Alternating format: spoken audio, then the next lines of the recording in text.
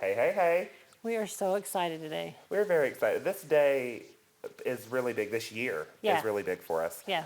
Linda's Electric Quilters has been in business for 25 years this year. Yes, it Marks has. a very big milestone for us. Yeah. So we decided to come up to beautiful Star Valley, Wyoming. We did. And we have the prestigious honor to interview Linda V. Taylor, one of the pioneers of the longarm quilting industry. Yes. And so throughout this segment, we're going to be dropping little hints here and there throughout their interview. Yep. And with that, we want you to see if you can catch on some of those hints, because we want you to be able to take advantage of our 25 for 25 giveaway. Yeah. So going off of the 25 years that we've been in business, we will be giving away 25 different items. Yes, we will. Ranging from some of Linda's first samplers Yes. that she ever quilted Yep. to gift certificates and free product, Yes. which is awesome. So to keep up with what we're doing on, make sure that you subscribe to our YouTube channel. Yep, So it's right gonna down be there. right down at the bottom right-hand corner. Uh-huh. After you hit that subscribe button, make sure you click on the little bell that shows up so you can get notified whenever we post new segments. Yes, exactly. And that way you can keep up and so you can answer those questions. Yep, and you're going to want to watch all the segments because the prizes will be given away at the end. That's when we'll be asking those questions from those little hints we'll drop, and that's when we'll be giving away all the prizes. And Well, Rick, thanks for joining us. Oh, you're welcome. So we wanted to talk a little bit about like when you joined the business with Linda, because we know Linda started in '93 with when she got the machine and she was really going out there, and then you guys started the business in '95, which makes the 25 year this year. So tell us how you came a part of it. Well, she was doing it by herself, and I was actually, my first delivery was with Gamble, and I asked him how many machines he thought we could sell, and he gave me a number. I thought, well, I can make a living on that, and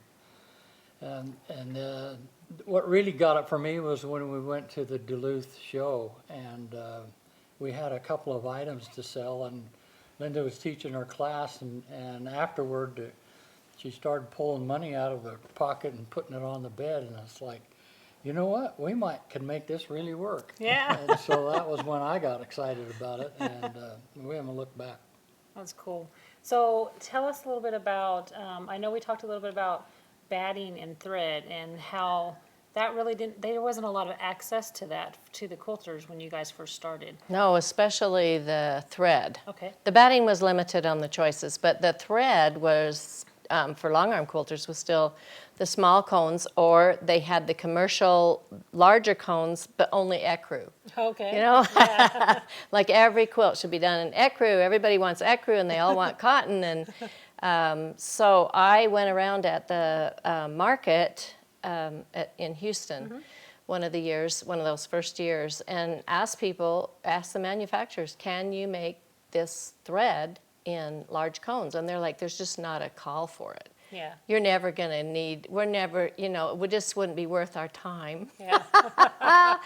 So I said, yeah, I think it would be. And so, once I got a couple of them on board, and they started coming they actually sent people to our shows to see how we could sell this thread.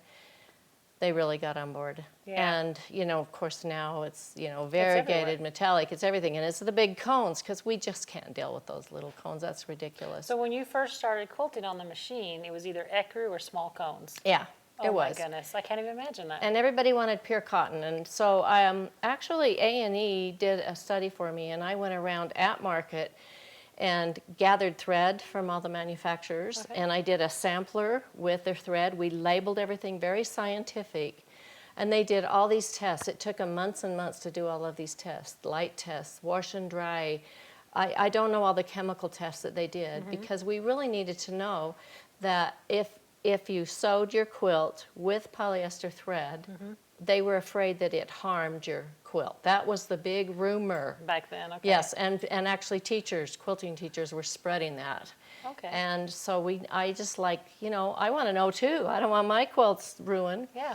And it's absolutely false. No, it doesn't. It lasts longer than your quilt. That's true. The cotton faded, the cotton rotted, just Yep. like, a didn't- natural fiber would. But Yep.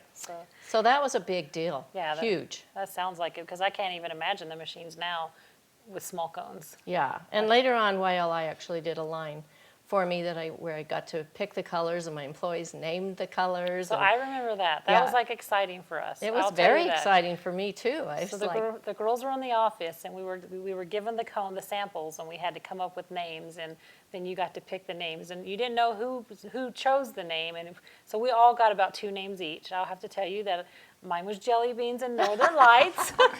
So if you ever tried her Linda's design line, those were the 2 I named. But no, the other girls we were all excited about being able to name that, so that was pretty cool. yeah, Yeah. that was really fun. So, and then batting. Yes, batting. And Hobbs has always been our choice. Of course, they're in Waco, Texas, so they weren't very far away. And they made us, well, you can, Well, they made us distributors. If we bought a certain amount of rolls, then they would give us distributor price, and then we could sell it for wholesale price. And so we had to buy like 50 or 60 rolls at a time, and so we did that. And then we needed a wider. Standard was 96, and we needed 120. So at first I would buy their 100-yard rolls of 120 wide, which was 120. Oh, goodness. yeah. Yeah, so it was huge. And so I would take it to a gym and roll it out and fold it and roll it back up, and then we'd have a 30-yard roll. Oh, my goodness. So I did that. I don't know how many rolls I did. We've worked hard. Finally, they Yes. figured out how they could roll it, and then it became available. Oh, from wow. them. So that Yeah. was an asset for your customers, especially at the Yes. beginning, because they wouldn't have been able to get that until and without you guys bringing it into the industry more and Oh, in the big yeah. rolls, because it came in packages. Oh, yeah. But in the big and then we rolls. hauled those to shows and, And then sold it. and then going into a gym and like packaging it Had to basically clean yourself. the gym floor Roll it first. out 30 yards and fold it, and then you had to clean the floor because it would pick up lint, and it's like, oh, man. I can't even imagine. Then they made a batting for me to my specifications because I wanted a heavier cotton, but I wanted scrim. And so they made 108 wide for that. But every time they did, it kind of broke their needles or something. Yeah. So it's not like, it was really hard for them to make it. So I Yeah. appreciated that. Yeah, I do remember that when they were the needle punching in it and how they were Mm-hmm. trying to perfect it for you, so it'd be perfect for those show quilts and wall hangings. And it's actually called Linda's Choice Batting, and we Mm-hmm. still have it today. It's a great batting. So are there any other things that you can think of that you would want to say about how it started and how it's become in the future for you? Basically, if Linda come up with the idea, the rest of us figure out how to make it work. I Yeah. had people, which I don't really have anymore. The amazing thing was that everything that we did worked. Yeah. I mean, I don't know of any part of it that failed. There's some of it that we couldn't keep up with, and so we'd let other people take it over, but we Yeah, like, started so many things. Like the photo quilts, right off in the 90s, the fire department comes in and sees a photo quilt, and then I'm doing photo quilts for the fire department, and then the drill team, and then the colleges.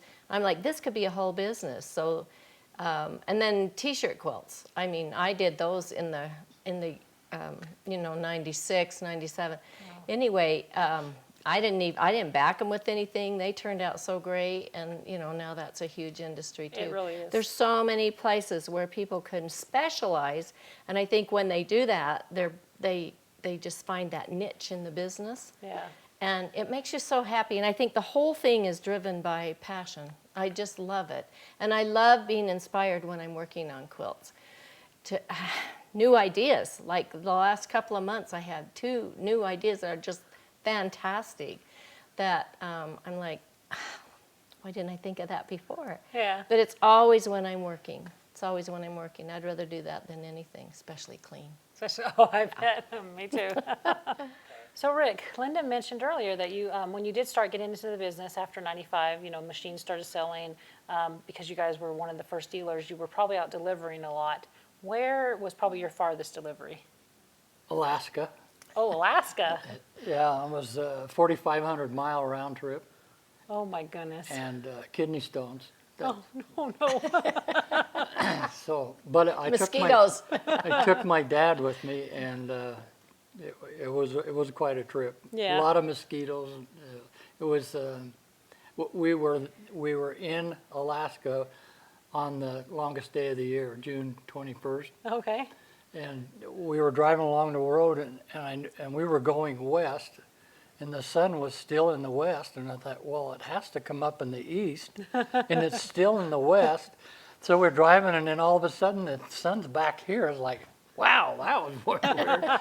So that was strange going through that. And I got to see the Northern Lights driving through. Oh, that's cool. Yeah, it was. First, I thought I was passing out because I'd been driving all day, but then I realized it wasn't. And I missed all that. What was your hardest delivery you think of? Like the hardest one you've ever done, if you can think back that far. Going through a second-story window, using a farm tractor to pick up the table, and yeah, Yeah. that was fun. Taking the machines apart, the tables apart and everything. So Yeah, in fact, we were at a show, and I didn't realize that you could take the table apart, and somebody mentioned that, and then my next 5 deliveries, I had to take the table apart. So that was a good thing. A couple of memorable ones. I remember I was delivering just outside of Monticello, Utah, when the towers went down. So I was in working on the machine, and I'd run in and watch TV, and I'd run in for the... when he called me, and I had all my employees go over remember and that. watch it at my house, and And then I then told 2 them to go weeks home. later, I delivered one in New Jersey, and you could still see the smoke from rising up from where the towers were. Wow. So that's stuck in my mind. Oh, I bet. So while delivering these machines everywhere, how did you help maintain them, keep them maintained? Well, we finally got a cell phone. Okay, that helps a little bit. Because I could talk on the phone while I was driving, but we had the idea to make a DVD that showed how to make each of the adjustments on the machine, because working on the machine didn't invalidate the warranty on it, and they were just a basic sewing machines. There's some quirky things about the tension, and so. After talking with a lot of women over the phone and some men, walking them through how to do it, I learned how to talk, and so then we made the maintenance DVDs. And when we made them, we had an employee work for us who wasn't a quilter. She was doing some computer stuff for us. So we would make a segment, and then we would have her go make the adjustment on the machine. If she couldn't do the adjustment, then we would redo it until she could. Oh, that was a great idea. So I didn't know that's that. how we perfected the making the adjustment on the machine. Oh, I've heard him ask people on the phone, which end of the screwdriver are you holding? Yeah, one lady, Sometimes we don't know what to do. Yeah. one lady was really upset because it wasn't working very good for her, and she was just really mad and just talking, and finally I said, "Ma'am," and she said, "What?" And I said, "Do you have a hammer in that room with you?" And she said, "Yes." And I said, "Grab that thing and take it in the other room, hurry." So then she started laughing, and then 10 minutes later we had her machine running, and so I've spent hundreds of hours on the phone.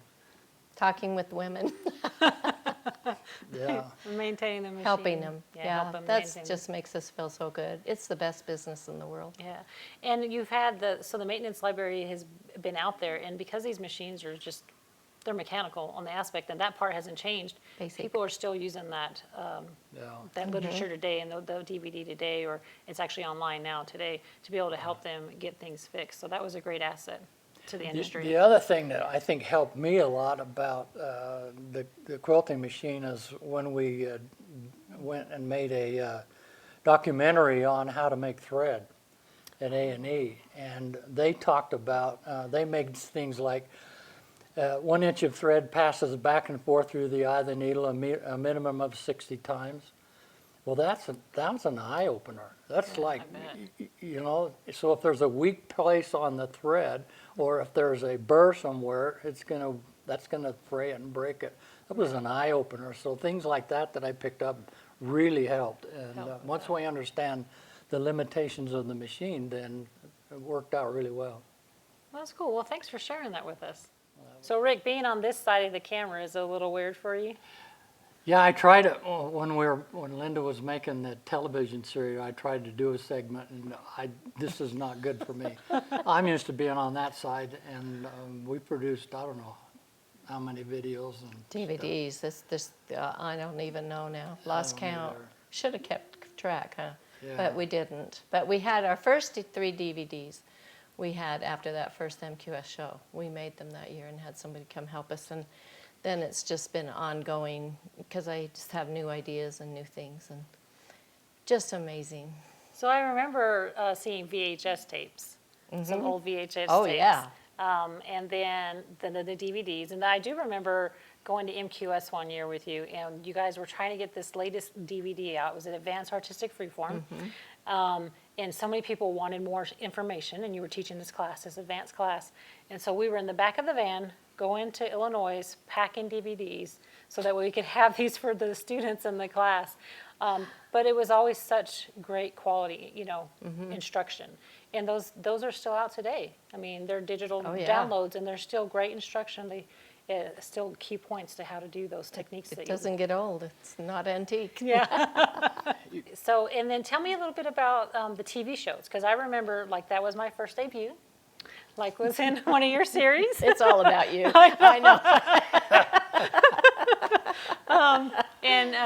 But that was really cool to see an actual studio up there doing this production for an actual TV series on PBS. Tell us a It little bit was about so cool. Mr. Gamble had been interested in having me have a show. It was really him. It was Ken that really was the motivator behind all of it, and he was always looking at the costs and stuff. And they were the ones that were, the money behind all of it. Yeah. And then we found the right people that would come into the studio right there in Dallas and produce it. And we did 13 shows, 13 guests, plus my segment in 5 days. I mean, there were very few retakes. I mean, there just were hardly any retakes at all. And we did 3 seasons on that. And then, of course, everybody, at that point, they were dropping out of PBS and everything was going streaming. Yeah. So those are still online. Those are still up there. And I think you have all of those. We do. Linda's Electric Quilters does. We have them on our YouTube, and they're really good information in there on all that stuff. Still good stuff. Oh yeah, Yeah.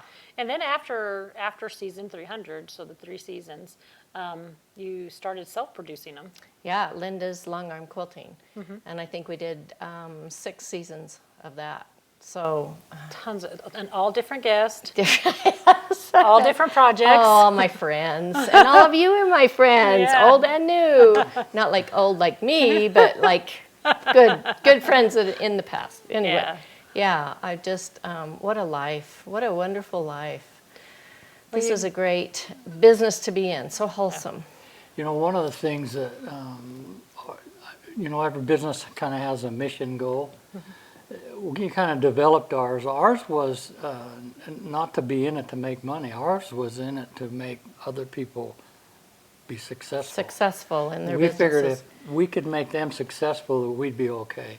Yeah. And that was always been our motivation. I remember delivering a machine one time where a husband had died and she had 4 little kids.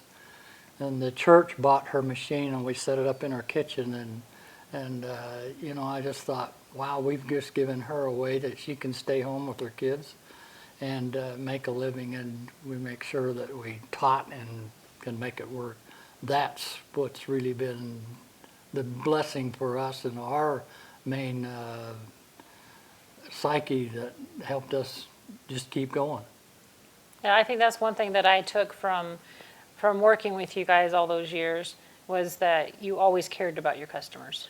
You might not have been able to talk to all them all the time when they needed you at that moment because you were caring for another, but you always cared about them and what their goal was going to be and what you wanted to achieve, and you always did good by everybody that you came across through business and through personal.